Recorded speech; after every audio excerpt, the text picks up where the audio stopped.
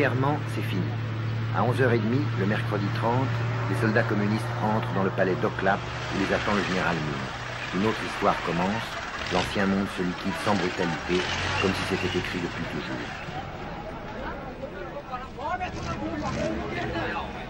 Vas-y mon gars.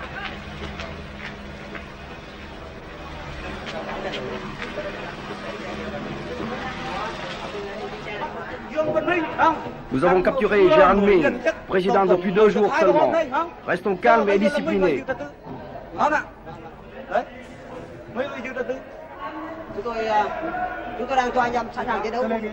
Je donne le pouvoir à ceux qui sont beaucoup plus mérités que moi.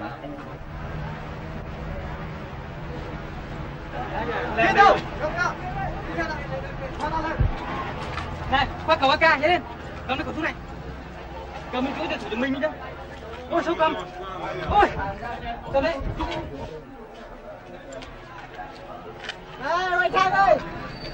Quelques soldats perdus continuent à tirer. Ici, l'ancien hôtel de ville de Saigon.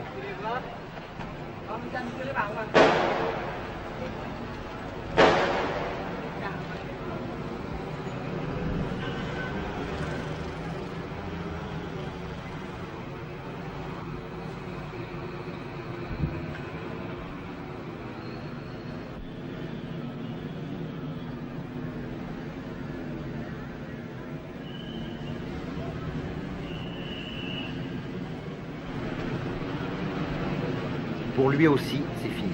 Un colonel des forces de sécurité a tiré un trait sur l'ancien régime et sur sa vie qui ne voulait plus rien dire.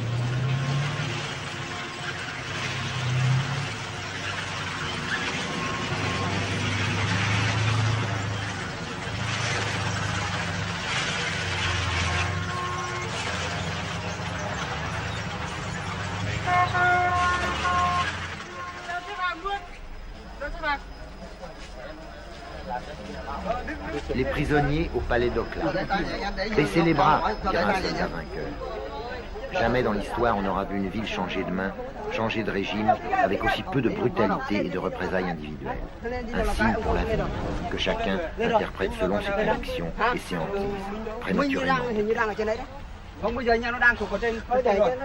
Nó đang trên tầng rồi. Còn anh nó xem nó nằm đâu. Sao mà đấy không?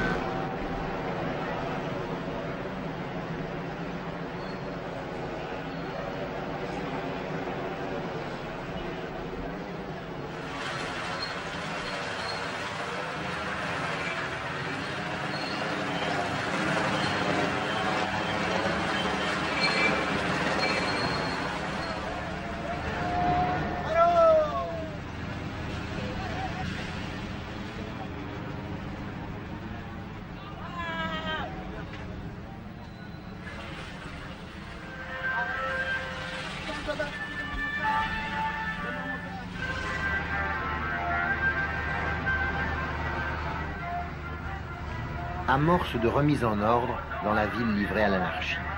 Des enfants de 12 ou 13 ans à la gâchette trop facile patrouillent dans les rues avec leurs M16 américains. On les appelait les cow-boys, le plus sérieux danger de cette période intermédiaire incertaine.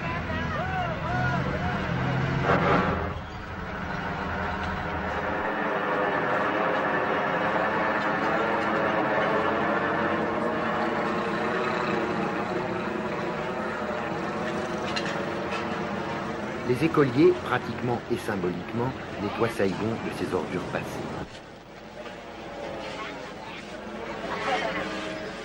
nous faisons l'hygiène publique pour nettoyer la ville. Oui. Qui est-ce qui vous a donné l'ordre de nettoyer la ville? Mais personne ne nous a donné l'ordre. Mais par nous-mêmes, nous faisons ce travail. Nous avons transmis l'ordre élève par élève et nous nous sommes réunis aujourd'hui quelques centaines d'élèves et nous proposons aujourd'hui de nettoyer le rectangle qui entoure notre école. Chers camarades et compatriotes, le gouvernement révolutionnaire provisoire a libéré Saigon et maintenant notre ville s'appelle Ho Chi Minh. Les petits hommes verts s'installent. Ils font connaissance avec Saigon, Saigon fait connaissance avec eux. La ville s'adapte grâce à sa traditionnelle souplesse. Elle joue le jeu de la victoire, un jeu qui ne sera pas sans lendemain. Parfois dans l'enthousiasme, parfois dans le doute. Malin, trop malin celui qui essaye déjà de faire la part des choses.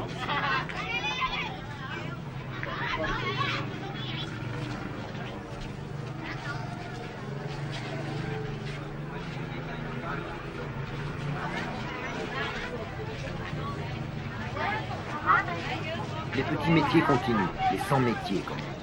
Au marché aux voleurs, les trafiquants vite rassurés vendent au beau d'œil naïf les dernières lunettes de soleil et les derniers transistors sournoisement rafistolés. Les jolies Saïgonaises, qui avaient rangé un instant leurs décadents vêtements de couleur, ressortent de leur charme.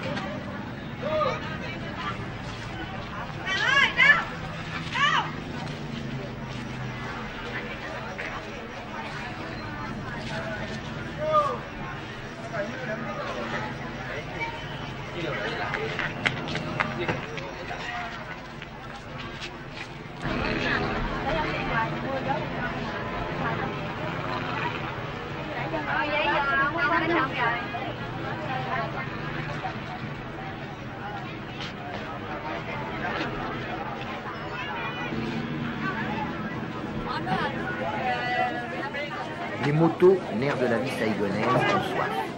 Des malins vendent de l'essence trafiquée au coin des rues, 2000 piastres le litre. La vie habituelle s'adapte et tente obstinément de durer avec ses petits trucs et ses petites libertés précieuses. Mais on sait qu'elle n'a qu'un temps, qu'un autre ordre, plus honnête et plus sévère, va s'installer.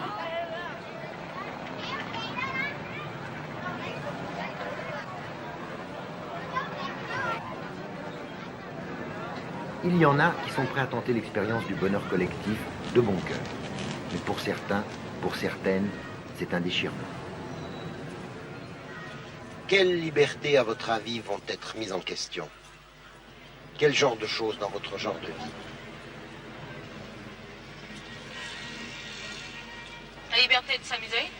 De s'amuser comment? S'amuser autant qu'on voulait, autant qu'on veut, comme du temps d'avant. De sortir?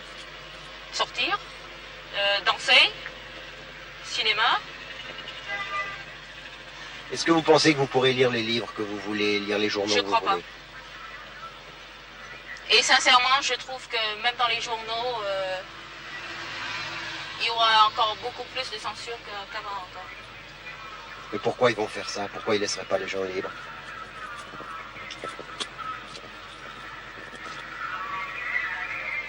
Parce qu'il ne veut pas que les gens soient intéressés par la liberté qui existe dans les autres pays. Il ne veut pas que les gens puissent connaître toutes les libertés qui puissent exister dans les autres pays. Et puis tout le monde va demander à quitter le pays et ne jamais plus revenir. Mais ça, ce manque de liberté-là, il va être ressenti par des jeunes comme vous. Mais est-ce que pour les paysans ou les ouvriers, est-ce que ça va être pareil? Non, je crois pas, parce que ils sont toujours comme ça. Les paysans, les ouvriers, toujours, ils ont leur champ et puis leur usine, ça va être la même chose. Au contraire, ils seront beaucoup plus heureux. Ils seront beaucoup plus heureux. Je crois, oui. Parce que tout le monde sera comme tout le monde et il n'y aura pas de riches, il n'y aura pas de pauvres. Et puis, je crois que Hanoï, c'est le peuple des ouvriers. Toujours. Il n'y aura que les ouvriers et les paysans, c'est tout. Il n'y aura pas de bourgeois, il n'y aura personne. Saigon va devenir comme Hanoï. S'il sera là, oui. Ça dépend. Ça dépend de quoi? Ça dépend si Hanoï sera là ou si on a toujours le GRP. Avec le GRP, ça risque d'être plus humain, plus doux. Je crois.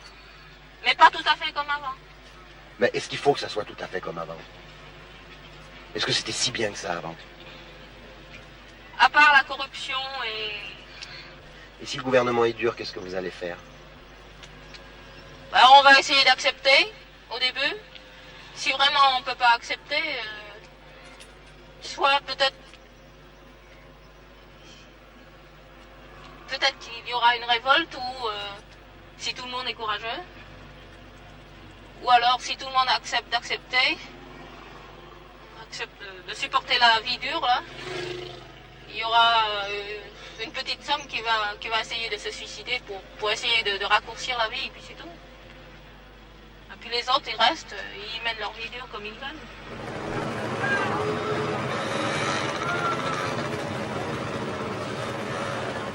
Pour d'autres, pas tellement nombreux sans doute, il n'est absolument pas question de jouer le jeu du socialisme, quel qu'il soit. C'est le refus total, le blocage, l'horreur.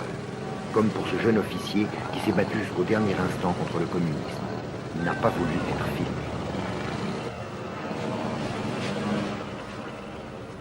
Tant que la liberté existe encore au Vietnam, je désirais vivre au Sud-Vietnam, c'est mon pays. Je prenais la défense de mon pays en tant que soldat. Ce qui veut dire que je ne porte pas les habits militaires pour défendre le régime de Thieu. C'est un régime pourri, mais tout le monde y retrouve son compte. À vrai dire, c'était une mode de vie qu'on a appris à vivre avec. Et il y avait beaucoup de liberté dans cette pourriture. Je porte les habits militaires pour défendre mon pays contre le communisme. Je prends la défense de ma liberté et de la liberté de ma famille. Et cette liberté, hélas, ça n'existe plus. Avec le Front de Libération Nationale, avec les communistes, il n'existe plus de liberté. On n'a pas été libéré. On est fait prisonnier. Et on subira toutes les conséquences. Il n'existera plus de liberté. Et les Européens, ceux qui pensent que c'est une libération, se trompent. Il n'y a pas de libération. Il y a une conquête. On a perdu la guerre. On a été trahis. On a combattu pour rien. Et maintenant, on se demande quel sort sera réservé à nous tous. Nous, les Vietnamiens libres. Nous qui avons combattu contre le communisme.